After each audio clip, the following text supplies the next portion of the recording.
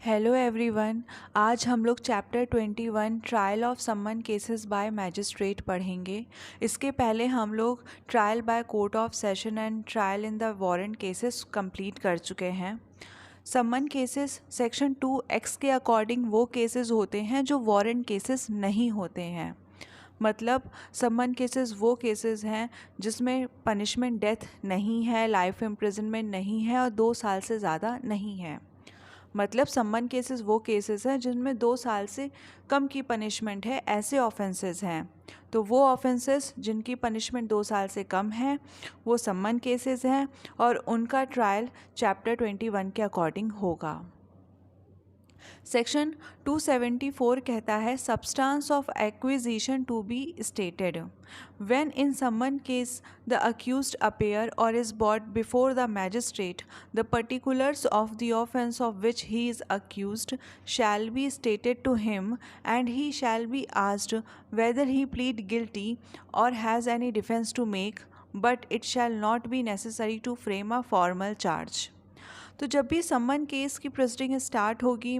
Magistrate के सामने या तो अक्यूज़ को अपेयर किया जाएगा, वो अपेयर होगा या उसको लाया जाएगा। तो जो भी पर्टिकुलर्स हैं, जो भी एलिगेशंस लगाए गए हैं अक्यूज़ड के अगेंस्ट, जो भी उस पर आरोप लगाए जा रहे हैं, वो सारे क्या होंगे उसको बताया जाएगा और उससे पूछा जाएगा कि वो गिल्टी प्लीड करता है या वो डिफेंस करना चाहता है। समन केसेस में फॉर्मल चार्जेस का फ्रेम करना ज़रूरी नहीं होता है। अभी तक हम लोग पढ़ते आए हैं कि चार्जेस रिटन फॉर्म में होना ज़रूरी होता है, बट समन केस में फॉर्मल चार्जेस फ्रेम करना ज़रूरी नहीं होता है। ट्रायल कंप्लीट करने के बाद हम लोग डिफरेंस पढ़ेंगे समन केस का और वारंट ट्रायल का, तो चीज़ें ज़्यादा क्लियर हो जाएंगी। इसका प्रोविज़ो कहता है provided that if the magistrate consider the acquisition as groundless, he shall, after recording reason in writing, release the accused and such release shall have the effect of discharge। तो यहाँ पर proviso कहता है कि अगर magistrate को लगता है कि जो एक्विजिशन है वो ग्राउंडलेस है, मतलब जो भी आरोप लगाए जा रहे हैं अक्यूज्ड पे वो ग्राउंडलेस हैं, उसके खिलाफ कोई अपराध नहीं बन रहा है, तो वो क्या करेंगे। ही शैल लिखा है after recording a reason in writing, reason record करके क्यों लग रहा है कि अक्यूज्ड के अगेंस्ट कोई भी चार्जेस नहीं बन रहे हैं, वो रिलीज़ कर देंगे अक्यूज्ड को। और जब वो रिलीज़ करेंगे तो रिलीज़ को डिस्चार्ज माना जाएगा। डिस्चार्ज और एक्विटल में ये डिफरेंस होता है कि डिस्चार्ज चार्जेस फ्रेम करने के पहले किया जाता है और डिस्चार्ज में अक्यूज्ड को इनोसेंट नहीं माना जाता है, जबकि acquittal merit of the case decide होने पर होता है और चार्जेस फ्रेम होने के बाद होता है और अक्यूज्ड को इनोसेंट मान लिया जाता है।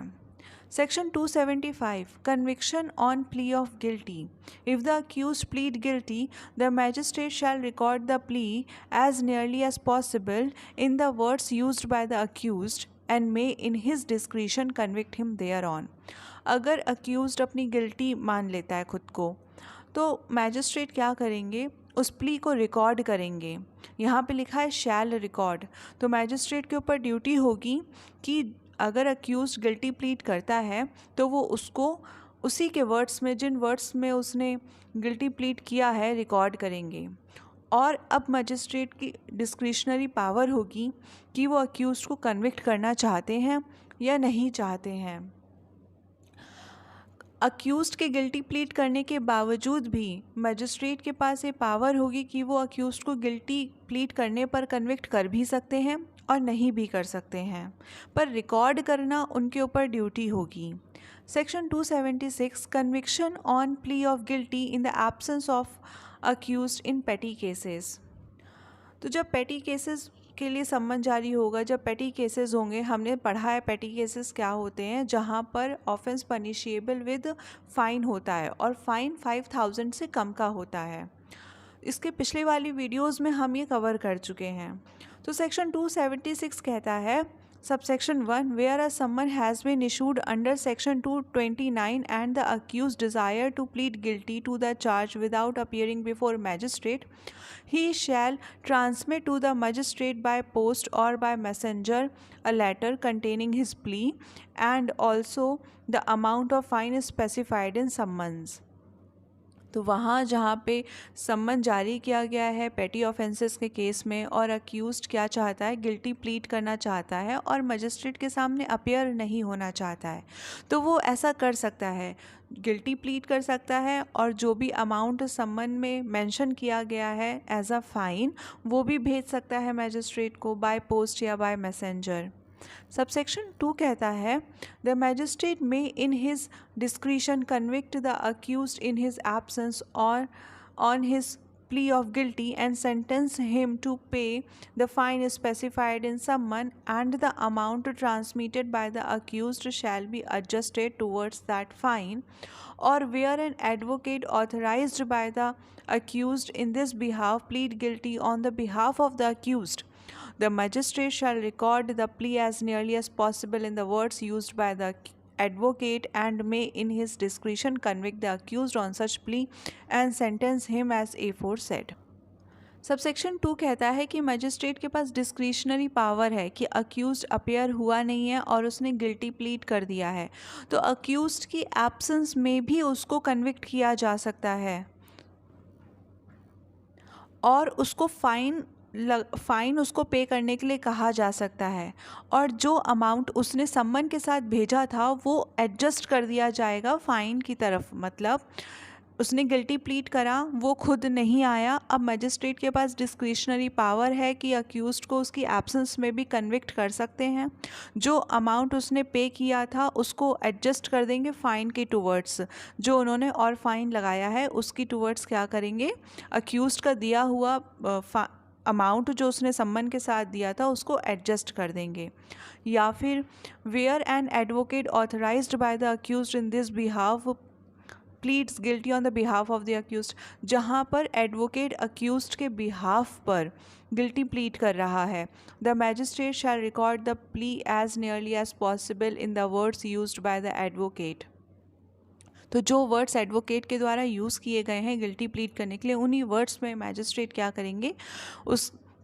प्लीडिंग को क्या करेंगे, रिकॉर्ड करेंगे। इन हिज डिस्क्रिशन कन्विक्ट कर सकते हैं अक्यूज्ड को on such plea and sentence him as aforesaid. और यहाँ पर भी मजिस्ट्रेट के पास डिस्क्रिशनरी पावर होगी कि अक्यूज्ड को कन्विक्शन का सेंटेंस दिया जा सकता है और जो सेंटेंस ऊपर बोला गया है जैसे फाइन का सेंटेंस वो भी दिया जा सकता है।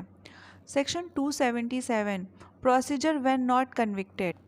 Subsection 1. If the magistrate does not convict the accused under Section 275 or Section 276, the magistrate shall proceed to hear the prosecution and take all such evidences as may be produced in the support of the prosecution, and also hear the accused and take all the such evidence as he produce in his defense. तो जहाँ पर accused को convict नहीं करा गया ऊपर के दिए सेक्शंस में, तो अक्यूज्ड क्या करेंगे, प्रोसिक्यूशन को सुनेंगे, प्रोसिक्यूशन के सारे एविडेंसेस लेंगे और अक्यूज्ड को सुनेंगे, अक्यूज्ड के सारे एविडेंसेस लेंगे और इसी के साथ section 351 subsection 1 clause A follow किया जाएगा। सेक्शन 351 कहता है power to examine accused. Subsection 1 in every inquiry or trial for the purpose of enabling the accused personally to examine any circumstances appearing in evidence against him, the court shall, after the witness for the prosecution have been examined and before he is called on his defense, question him generally on case, provided that in summon cases where the accused has dispensed with the personal attendance of the accused, it may also dispense with his examination under the clause B. तो हम अभी तक पढ़ते आए हैं हर trial में क्या होता है, प्रोसिक्यूशन के सारे एविडेंसेस लेने के बाद मैजिस्ट्रेट क्या करते हैं, अक्यूज्ड को इनेबल करते हैं कि वो पर्सनली क्या कर सकता है, अपनी तरफ से केस को जो है वो डिस्क्राइब कर सकता है, एक्सप्लेन कर सकता है अक्यूज्ड के डिफेंस में आने से पहले और प्रोसिक्यूशन के एविडेंस लिए जाने के बाद। ये मैंडेटरी प्रोविज़न होता है क्योंकि क्लॉज बी में शैल लिखा हुआ है, पर इसी का अपवाद भी है जो सिर्फ सम्मन केस पे लगता है। क्या कह रहा है, अगर सम्मन केस में कोर्ट ने personal attendance of the accused को डिस्पेंस कर दिया है, मतलब कि अक्यूज्ड को पर्सनली कोर्ट में अपेयर होना ज़रूरी नहीं है, ऐसा कोर्ट ने अलाउ कर दिया है, तो जो हमने अभी प्रोविज़न पढ़ा जहाँ पे मैंडेटरी था कि प्रोसिक्यूशन के एविडेंस के बाद और अक्यूज्ड के डिफेंस के पहले अक्यूज्ड एग्जामिन करेगा और इनेबल करेगा खुद को, और कोर्ट उसे इनेबल करेगा कि वो पर्सनली क्या कर सकता है, एक्सप्लेन कर सकता है सर्कमस्टांसेस को। ये अभी तक हम मैंडेटरी प्रोविज़न पढ़ते आए थे, बट अब ये मैंडेटरी नहीं है सम्मन केस में। अगर कोर्ट ने personal attendance of the accused को क्या कर दिया है, डिस्पेंस कर दिया है, तो ये एग्जामिनेशन वाला पॉइंट जो हमने पढ़ा ये भी मैंडेटरी नहीं रहेगा, इसको भी डिस्पेंस कर दिया जाएगा। Section 278, subsection 2, where the magistrate does not proceed in accordance with the provision of section 364 or 401, he shall, if he find the accused guilty, pass the sentence upon him according to the law। तो क्या कह रहे हैं कि अगर magistrate proceed नहीं करते हैं, मतलब 364 के प्रोविज़न और 401 के प्रोविज़न लागू नहीं हो रहे हैं, तो अक्यूज्ड को और अक्यूज्ड क्या है, गिल्टी है, ऐसा मैजिस्ट्रेट को लगता है कि अक्यूज्ड गिल्टी है, तो उस पर क्या करेंगे, सेंटेंस पास कर देंगे according to the law. Subsection 3 कहता है a magistrate may under section 275 or 278 convict the accused of any offence triable under this chapter which from the facts admitted or proved he appears to have committed whatever may be the nature of the complaint or summon, if the magistrate is satisfied that the accused would not be prejudiced thereby। Subsection 3 ये कहता है कि ऐसा offence जिसका trial इस chapter के अंदर चल रहा है, मतलब सम्मन केस का ट्रायल चल रहा है, और ये अपीयर होता है कि अक्यूज्ड ने कोई ऑफेंस कमिट किया है, तो उसको क्या किया जा सकता है, कन्विक्ट भी किया जा सकता है। और अगर मैजिस्ट्रेट को लगता है कि ये प्रीजुडाइज नहीं होगा, मतलब कि ये हार्मफुल नहीं होगा, डेट्रीमेंट नहीं होगा, इंटरेस्ट ऑफ जस्टिस में होगा, तो वो क्या कर सकते हैं, अक्यूज्ड को कन्विक्ट भी कर सकते हैं ऐसे ऑफेंस के लिए जिसका ट्रायल इस चैप्टर के अंदर चल रहा है। सेक्शन 279 नॉन अपीयरेंस और death of complainant. Subsection 1, if the summon has been issued on complaint and on the day appointed for the appearance of the accused or any day subsequent thereto to which the hearing may be adjourned, the complainant does not appear, the magistrate shall, after giving 30 days time to the complainant to be present, notwithstanding anything herein before contained, acquit the accused unless for some reason he think it proper to adjourn the hearing of the case to some other day। तो अगर सम्मन case जो हुआ है initiate वो complain पे हुआ है और जो डे फिक्स किया गया था वो उस डे पे कंप्लेनेंट क्या होता है, एब्सेंट हो जाता है, तो मजिस्ट्रेट चाहे तो क्या कर सकते हैं, 30 डेज़ का टाइम दे सकते हैं कंप्लेनेंट को प्रेजेंट होने के लिए, या फिर not with standing anything here in before content, इसके पहले कुछ भी लिखा है उससे कोई मतलब नहीं है, अक्विट भी कर सकते हैं अक्यूज्ड को, अनलेस फॉर सम रीज़न उन्हें लगता है कि एडजॉर्नमेंट करना, सम अदर डे के लिए डेट फिक्स करना ज़रूरी है, तो वो सम अदर डे के लिए डेट फिक्स कर देंगे। बट अगर उन्हें लगता है कि डेट फिक्स करना ज़रूरी नहीं है तो वो अक्विट कर देंगे अक्यूज्ड को। और जो ये 30 डेज़ का टाइम लिमिट है कि 30 डेज़ का टाइम लिमिट दे सकते हैं कंप्लेनेंट को प्रेजेंट होने के लिए, ये हमारे CRPC में नहीं था, ये नया प्रोविज़न है। Provided that where the complainant is present by the advocate or by the officer conducting the prosecution, or where the magistrate is of opinion that the personal attendance of the complainant is not necessary, the magistrate may dispense with the attendance and may proceed with the case। Proviso ये कहता है कि जहाँ पर जो complainant है वो अपने एडवोकेट के थ्रू प्रेजेंट हो रहा है, या फिर ऑफिसर है जो प्रोसिक्यूशन का केस कर रहे हैं उसकी तरफ से प्रेजेंट हो रहा है, या फिर मैजिस्ट्रेट को लगता है कि कंप्लेनेंट की पर्सनल अटेंडेंस ज़रूरी ही नहीं है, तो वो उसकी अटेंडेंस को डिस्पेंस भी कर सकते हैं। Subsection 2. Provision of subsection 1 shall so far as may be applied also to the cases where the non-appearance of the complainant is due to his death.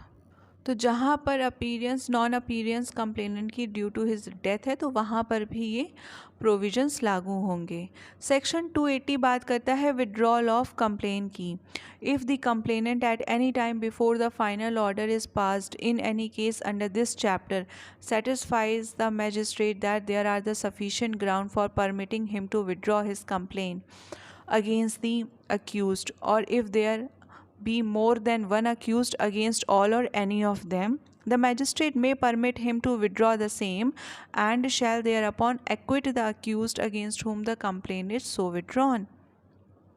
तो फाइनल ऑर्डर आने से पहले कंप्लेनेंट क्या करता है, मैजिस्ट्रेट को सेटिस्फाई करता है कि सफिशिएंट ग्राउंड है और उसको परमिट किया जाए कि वो कंप्लेनेंट जो है वो अक्यूज़ड के अगेंस्ट से कंप्लेन को क्या कर ले, विड्रॉ कर ले। अगर एक से ज़्यादा अक्यूज़ड है तो एक से ज़्यादा के अगेंस्ट भी जो कंप्लेन उसने की हुई है वो विड्रॉ कर सकता है। उसे मजिस्ट्रेट को सेटिस्फाई करना पड़ेगा कि हाँ ऐसे ग्राउंड है कि उसे विड्रॉ करना परमिट करना चाहिए, तो मैजिस्ट्रेट परमिट कर देंगे। और जिस अक्यूज़ड के ख़िलाफ़ से कंप्लेन को विड्रॉ किया जाएगा वो अक्यूज़ड को एक्विट माना जाएगा उस ऑफेंस के कॉन्टेक्स्ट में, मतलब कि उस ऑफेंस के कॉन्टेक्स्ट में अक्यूज़ड को इनोसेंट मान लिया जाएगा जिस अक्यूज़ड के अगेंस्ट कंप्लेन को विड्रॉ किया गया है। Section 281 Power to stop the proceeding in certain cases. In any summon case instituted otherwise than on complaint, the magistrate of first class or with the previous sanction of the Chief Judicial Magistrate, any other judicial magistrate may, for the reason to be recorded by him, stop the proceeding at any stage without pronouncing any judgment, and where such a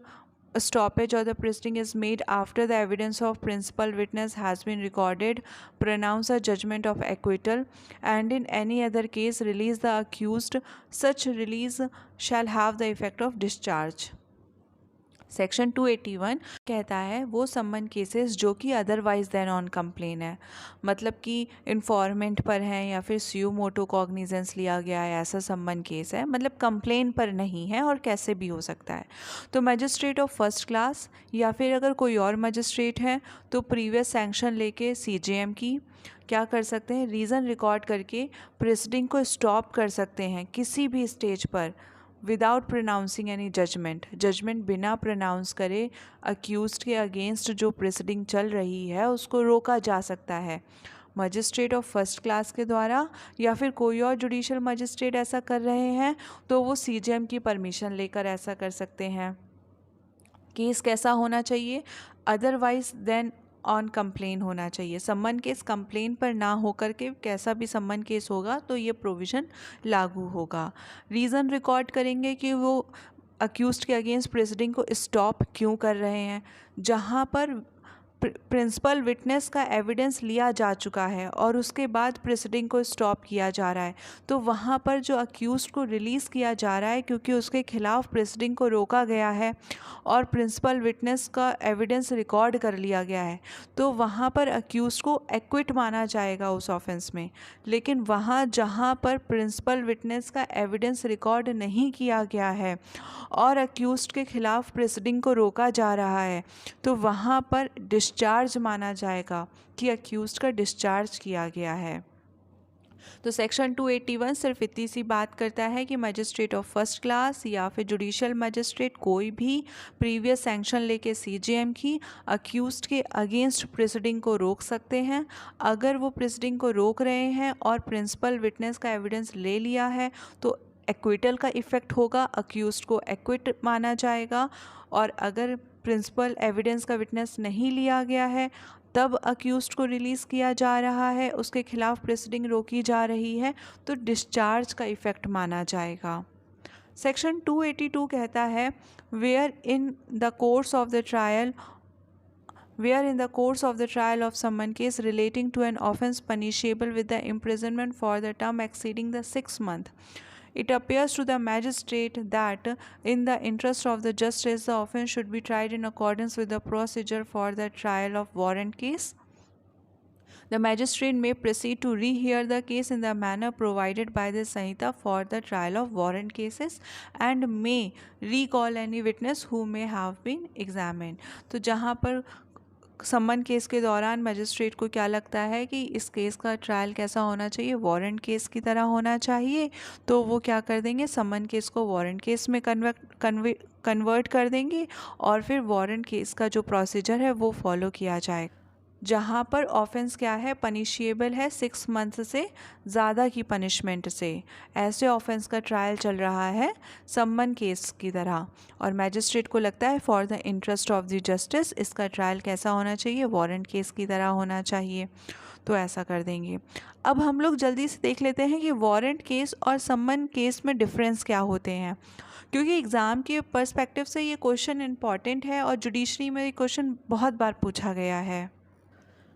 तो in summon trial no formal charge is required to be framed whereas in warrant trial charges is formally framed by the court. तो हमने सबसे पहला point यही देखा था कि सम्मन ट्रायल में फॉर्मल चार्जेस फ्रेम होने की ज़रूरत नहीं होती है, बट वारंट ट्रायल में हमेशा फॉर्मली चार्जेस को क्या किया जाता है, फ्रेम किया जाता है।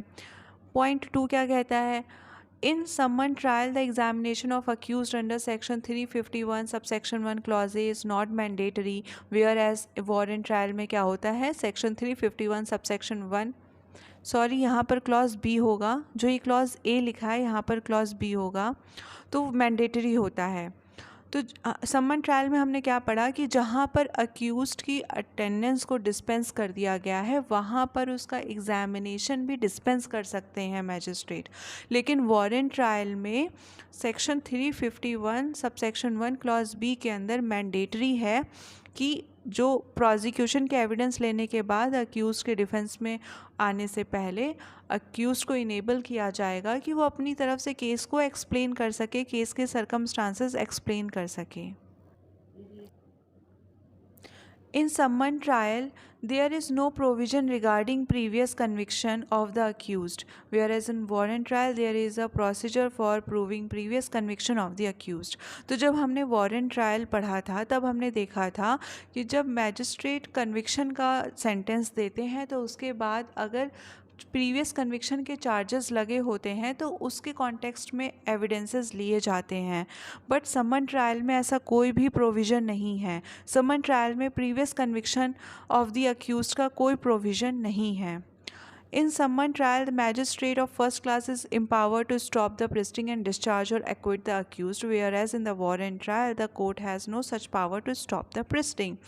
अभी हमने सम्मन ट्रायल में पढ़ा कि जो मैजिस्ट्रेट ऑफ फर्स्ट क्लास हैं वो क्या कर सकते हैं, या फिर कोई और मैजिस्ट्रेट हैं तो सीजीएम से परमिशन लेकर क्या कर सकते हैं, प्रोसीडिंग को रोक सकते हैं अक्यूज्ड के अगेंस्ट। अगर उन्होंने प्रिंसिपल विटनेस का एविडेंस लेने के बाद प्रोसीडिंग को रोका है तो एक्विटल का इफ़ेक्ट होगा, पहले रोका है तो डिस्चार्ज का इफ़ेक्ट होगा। बट जब हमने वारंट ट्रायल पढ़ा था तब मैजिस्ट्रेट के पास ऐसी कोई पावर नहीं थी प्रोसीडिंग को रोकने की।